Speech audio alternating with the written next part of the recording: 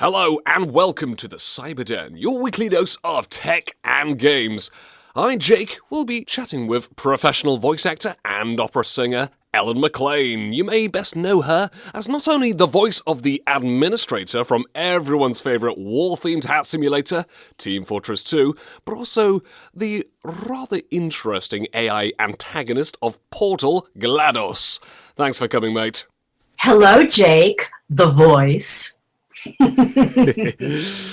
Killing you and giving you good advice aren't mutually exclusive. How you doing? Pretty good myself. All is well on the Cyberden. Good. I'm having visions of the Cyberden.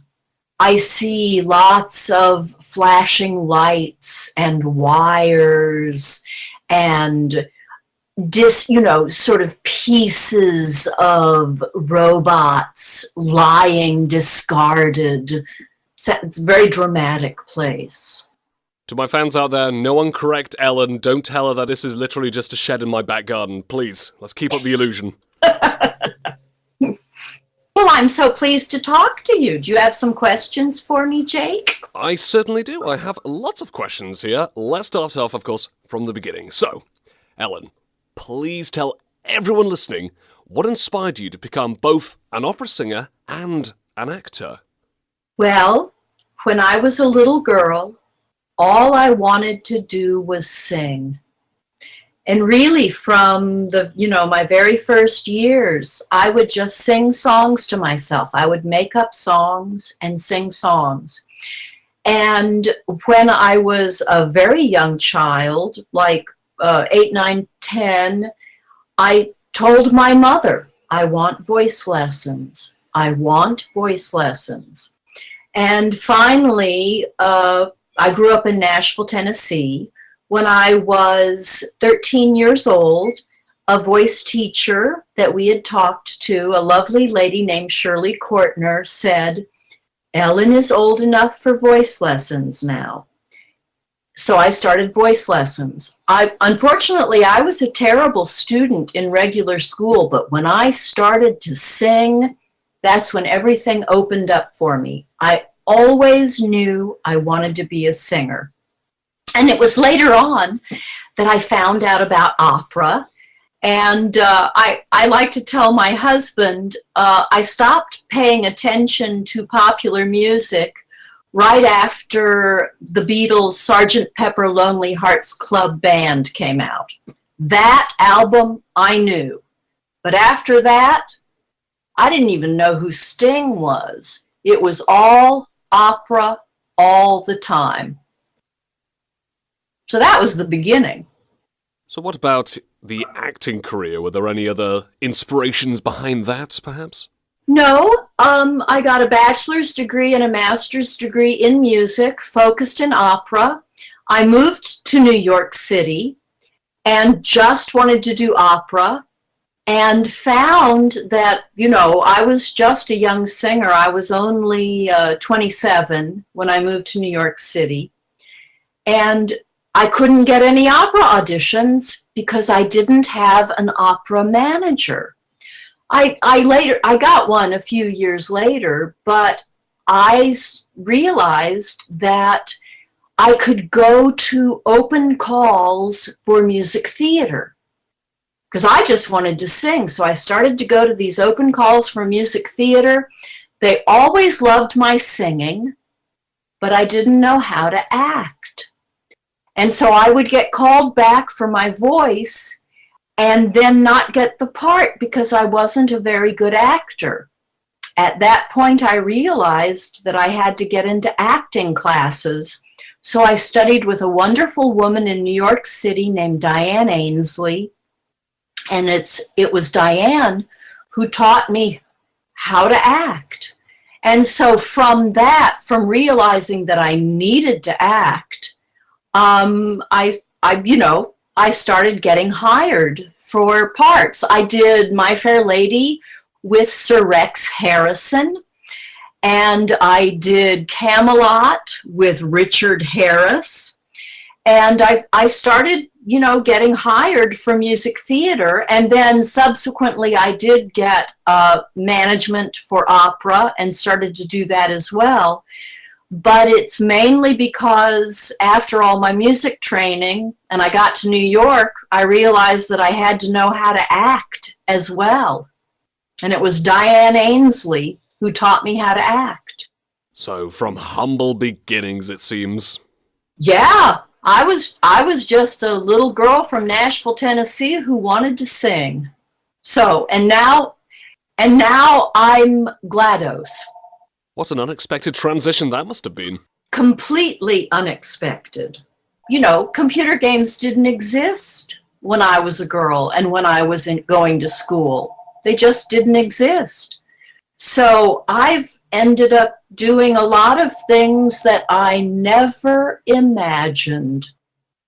Speaking of GLaDOS, also of course the administrator from Team Fortress 2, how exactly did you get the roles, and do you enjoy playing the characters, and if so, what is it that you like about them? Well, I did auditions. In 2002, I was sort of having a lull in my music theater and opera career, and my husband, John Patrick Lowry, voice of the sniper and author of his own book, Dancing with Eternity, made me get a voice demo.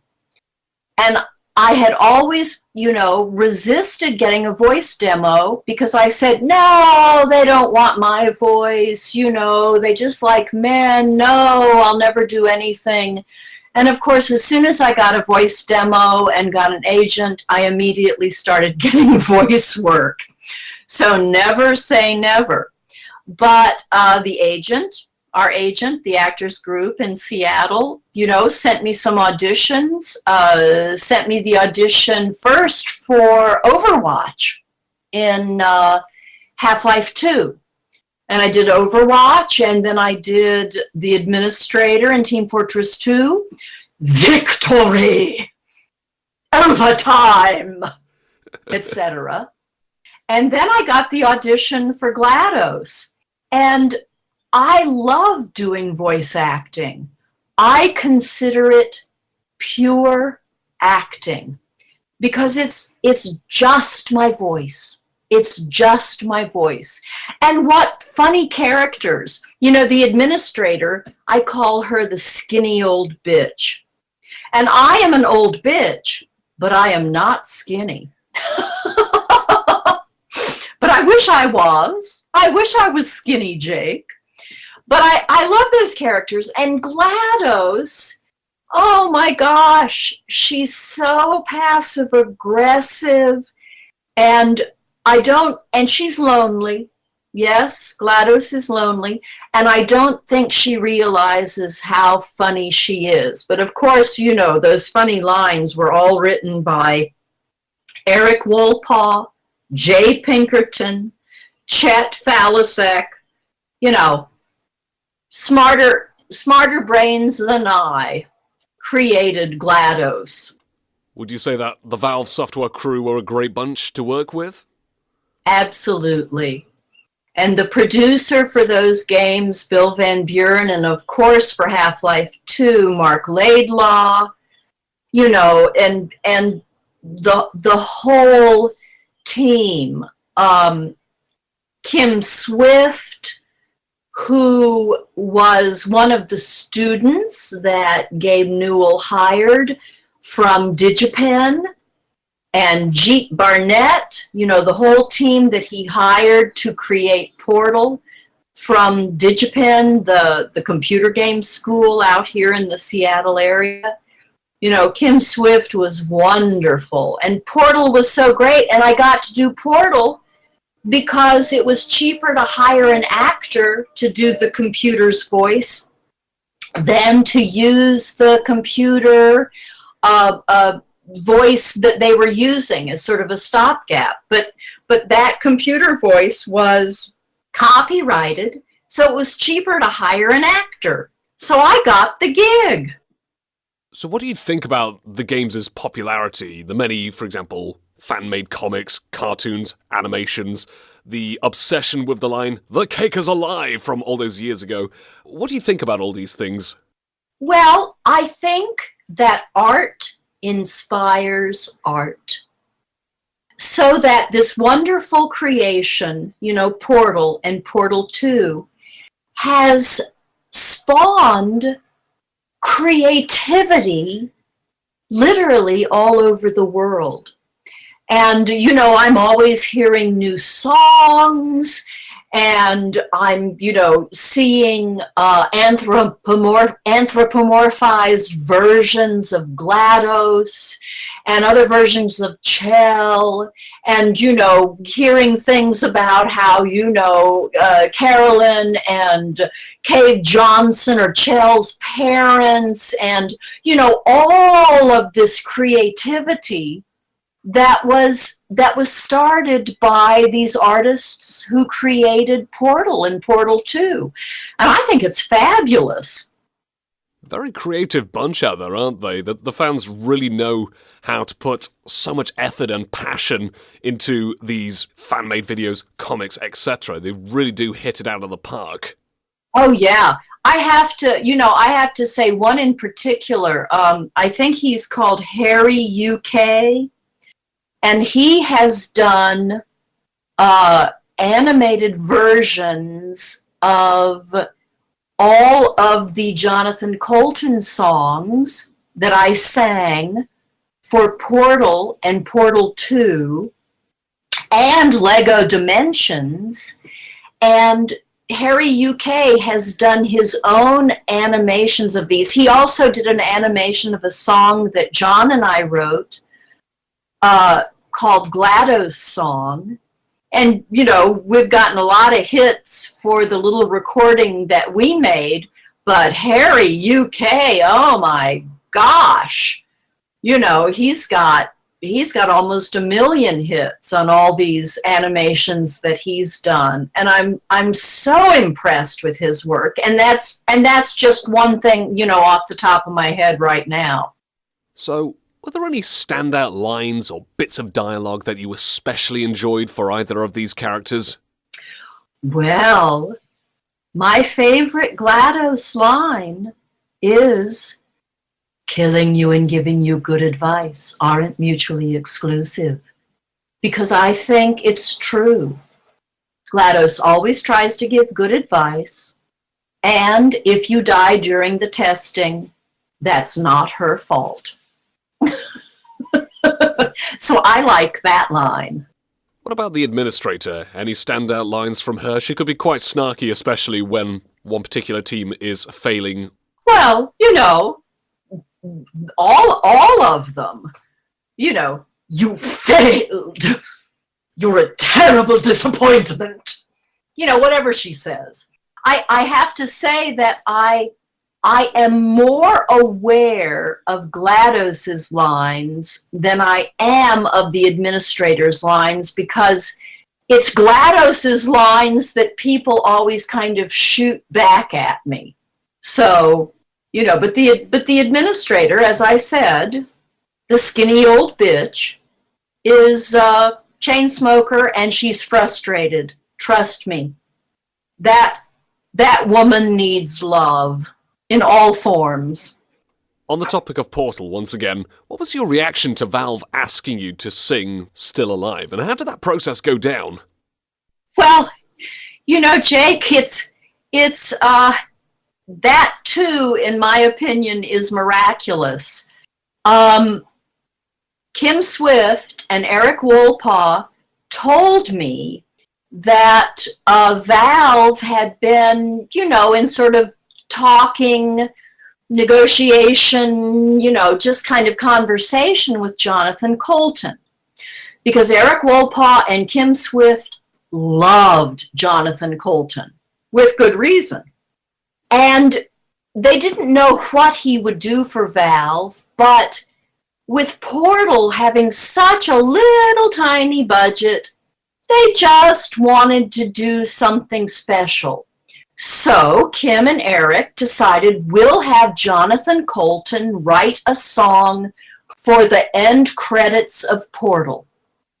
And Ellen, who has told us that she is a singer, will sing the song. Now, Jake, this is the wonderful leap of faith from Valve. You know, the Valve folks had never heard me sing. I just told them I was a singer. So until I went into the studio to record Still Alive, they had never heard me sing. They just believed me. So, you know, it was Kim and Eric who decided that, you know, that had Jonathan Coulton write a song for the ending credits. Jonathan Coulton is a great artist.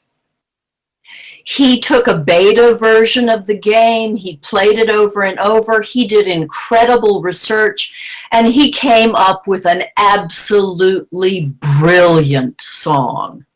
Brilliant. And I am eternally grateful that they believed me when I said I was a singer, and they let me sing Jonathan Coulton's song, Still Alive. And then subsequently Want You Gone, and then for Lego Dimensions, You Never Know. I guess that's the name of it. I'm blanking a little bit.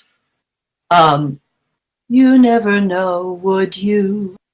I'm sorry, Jake. I'm just kind of blanking on that a little bit, but I am an old woman, so give me some, you know. I'll cut you some slack. That's absolutely fine. I'm sure the full version is out there on YouTube somewhere anyway.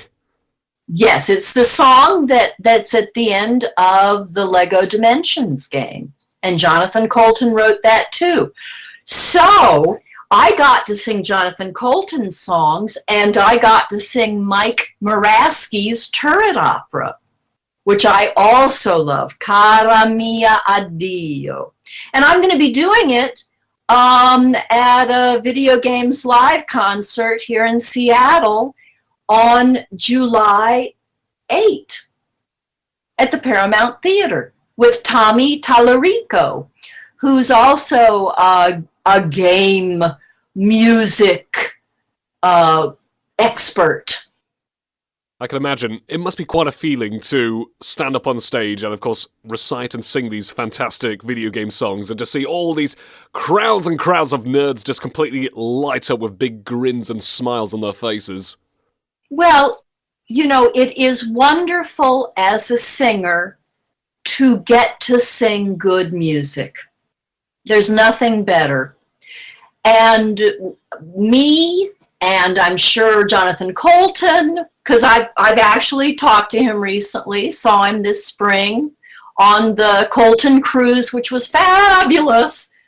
We went down to Baja. But, you know, talking to him and Mike Moraski and everybody at Valve, it's very, artists like to be appreciated. And to have our work appreciated by, you know, game lovers, there's nothing better. And, you know, every time I sing Still Alive, it's always a sing-along because gamers know that song. They just know it off the back of their hand. Quite honestly, I wish I went to more parties with everyone singing along to Still Alive. You can always start a sing-along yourself, Jake. Maybe someday. Maybe someday. You have a nice voice. I bet you could do it in your octave. Oh, thank you. So, aside from these characters, were there any other standout voice acting roles you were fond of, be they video games, onstage performances, or the like? Well, I have to mention Guillermo del Toro's Pacific Rim, where I do the voice of Gypsy Danger, you know, the 25-story tall robot who saves the world. You're welcome. And of course I did that because Del Toro is a big Portal fan and called up Gabe Newell and said, you know, I'd like to use the voice of GLaDOS in Pacific Rim. And I did do, when I recorded for Del Toro, I absolutely did the GLaDOS read. He processed my voice slightly differently than the folks at Valve do for GLaDOS, but it's totally the GLaDOS read. And then the other thing that I'm very proud of is the game that John and I are working on, The Church in the Darkness, from Richard Rouse III's Paranoid Productions. And I am told that the game, The Church in the Darkness, will be released in 2018.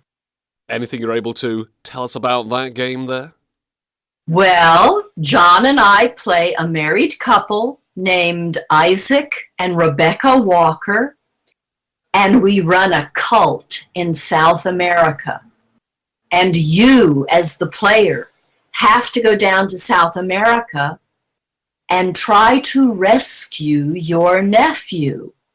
But what you don't know is whether the cult is good or bad, whether your nephew is in danger or not. And you learn this. The game is procedurally generated, and it changes every time you play it, and you must make ethical choices to get through the game. And we've also recorded several songs for the game. So depending on how the gameplay goes, there'll be a different song at the end of each time you play the game, recorded by John and myself. You've definitely piqued up my interest right there, especially with the bonus songs at the end. Yeah, and some of them are old spirituals, but 5 of them are written by John. John's written new songs for the game. Has the developer perhaps hinted about potential soundtrack release? I mean, I'd love to play some of these songs on the show once the game's out.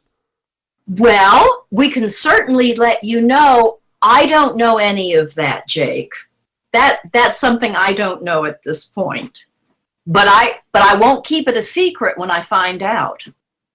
Are there any voice acting or music roles you'd love to have a crack at that you perhaps haven't had a chance yet, but you would totally jump on board if it was offered to you? Well, Jake, every actor just wants work. My next project, I'm doing a production of August, Osage County. It's a play by Tracy Letts, and I'll be doing that at Harlequin Productions in Olympia, Washington. It's a wonderful play. And we open end of August, play through September. I'm very excited about that. I just like to work. I'm an actor, and I like to work. So anybody who wants to hire me, you can get in touch with my agent, Jamie Lopez, at the Actors Group in Seattle. Is that enough of a commercial? I'm okay with shameless plugs. I do it all the time. Listen, I'm 64 years old. I have been shameless for decades. I hope to be equally as shameless once I reach that age as well. I have to say that John and I have a lot of fun. We've been married for over 30 years now. And, you know, for young people who are just getting together, marriage is great. And I recommend it to everyone. And the longer you're married, the better it gets. And of course, if there are any people out there who would love to get another particular person on board for perhaps voice work or even marriage as well, there's another fantastic chappie, what was his name? Jake the something the voice? Are you looking for a partner, Jake? A partner and some voice work, I'm sure they go hand in hand. Listen, love is the best. Find someone to love. That's the reason to be alive. Important life lesson right there. Who said that the Cyberden is not just about tech, video games, etc.? We learn to love and to respect and to shameless plug as much as possible, quick as possible. Yes, those are all important lessons. Very important stuff. Carve it into stone to all my listeners out there. Carve whatever we've just said into stone and let the masses know. Love is first. Video games second. And listening to the Cyberden third. You think shameless plugging should be second? I think you've got a point there. Yeah, let's make a quick amendment on that one. Ellen, it's been a blast. Thank you so much for coming to this interview. Jake the Voice, you are so welcome. Anytime at all. But before we round things off, is there anything you'd like to say to your many fans out there? Enjoy life. Follow your bliss, as Joseph Campbell would say. Find something you're passionate about and put your effort into that and find someone to love. And I would also like to thank personally my wonderful listeners out there for tuning into this great interview here on the Cyberden, your weekly dose of tech and games. Let me just say that I am indeed making a note here. Huge success. Thank you, Jake.